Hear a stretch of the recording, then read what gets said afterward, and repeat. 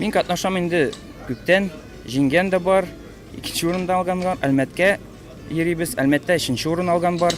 Ниязның узган елгы рекорды 35 секунд. Дөресрәге шәхсән үзенеке түгел, ә 3 оператордан торган звеноныкы. Барып чыкса, быел тагы да өлгер һәм җитез булырга исәпләре. Секундомерда вакыт азайган сайын егетләрнең осталык дәрәҗәсе дә үсә. Во-первых, это дисциплинирует человека. Человек становится дисциплинированным, потому что он все выполняет, согласно каким-то положениям, каким-то регламентам. Это первое. Во-вторых, это значит самообразование. Здесь же не только теоретическая часть, не только практическая, но еще и теоретическая часть. Поэтому они изучают РД.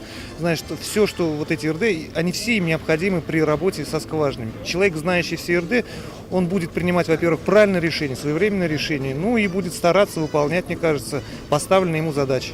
Жер катламы басымын тоту цехы операторы Максим Шишков узган елгы җиңүчеләрнең берсе.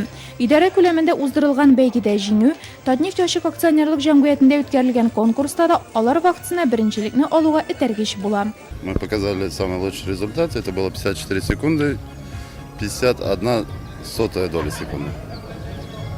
Все. И по счету этому времени мы заняли призовое место. Первое. На этот год у нас положительный настрой.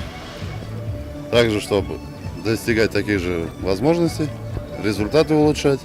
Һөнәри сталык бәйгесен Нурлат нефтчеләре елда көтеп ала. Көндәшләренә узып, пьедесталның иң югары баскычына менү мөмкинлеге кемне кызыктырмас. Әле тагы премия бирелүен, Әлмәткә барып берләшмә бәйгесендә катнашып Нурлат данын яглауны исәпкә алсаң, җиңүгә омтылыр өчен сәбәпләр җитәрлек. Хочу, чтобы каждый оператор, каждый сварщик, лаборант сегодня показал свой лучший результат. Тогда, как сегодня говорили мы, не надо соревноваться между собой, надо соревноваться с собой, чтобы вы каждый раз, с каждым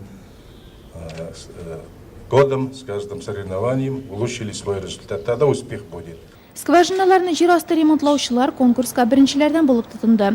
Аларның биремнәре дә катлаулырак, вакытны да күп ала. Егетләргә ял көннәрендә дә килеп күнекмәләр ясарга туры килә икән. Шун оста икәнеңне раслар өчен нәрсә генә эшләмәссең. Уровень мастерства растет, но меняются и условия конкурса. Если вы помните прежние соревнования, то эти соревнования проводились с ключами КМ. А сейчас вот вы уже видите на устье новый современный подвесной ключ ГКШ 1200. И поэтому людям все равно становится сложнее и труднее победить. Нияз Саддаровның үз-үзенә ышануы юкка китмәде. Төгәллек һәм бердәмлек 3нче цехның мастер Марш Шәйдуллин җитәкчелегендәге Нияз Саддаров һәм Рәсим Бакиров кергән звеносына беренче урын алырга мөмкинлек бирде.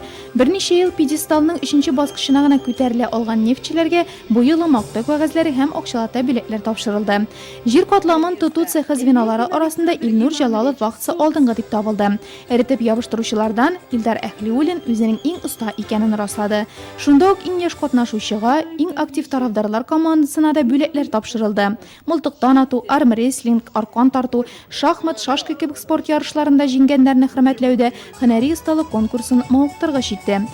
Идарә элемін көтәрү һәм төшерү миссиясе быелгы бәйгедә беренче урын алган, узган елда Татнефть җәмгыятендә үткәрелгән һөнәри осталык конкурсында Нурлат нефть НКДУсы тарихында беренче тапкыр җиңү яулаган ЦППД операторлары Максим Шишков һәм Рафаэль Кудряковка йөкләнде.